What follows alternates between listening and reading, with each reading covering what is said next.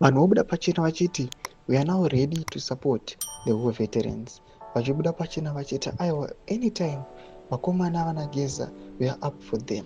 Vakangoda rubatsiro rwedu aiwa we are going to chip in. Sandapinda mashoko ataona kuti war veterans panguva ino vapa a significant input pachaos iri kuitika vachiti aiwa isusu we now have to fight for our own country, for our own freedom, for our own independence. Sandapinda mashoko anobuda nyorwa pana vanokomana veBBC kubva subscribe like out on the bell kuti muda paindo yavo unanyora chiti checkpoint.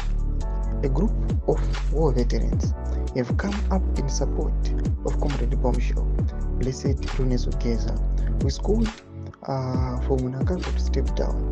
We are together in statements made by Comrade Geza.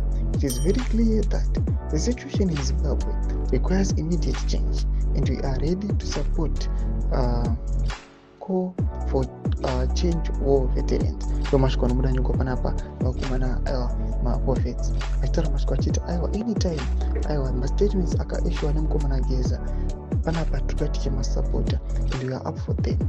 Any support yanenge achiita we are going to help him just because tiri kuda change. This is not what we fought for in the trenches. This is not what we deserve. Mashoko atoona panguva ino our chaos iri kuirapta with the Republic of Zimbabwe panguva ino timunyatso kuona kuti people they are watching aiwa vachiona kuti aiwa zvakuitika izvi regai dzitungane noda kuti vakomana vakufaitana panguva ino vakomana vari muthe same regime. Uchiona vana Geza vachifungura aiwa corruption yese iri kuitika muthe regime.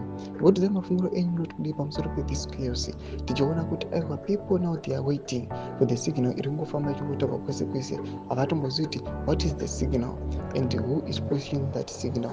Budze mafunguro enyu kuti kudii pamusoro pechiitiko ichi kunyange mezivisheni medu. Subscribe or like, turn on the bell icon.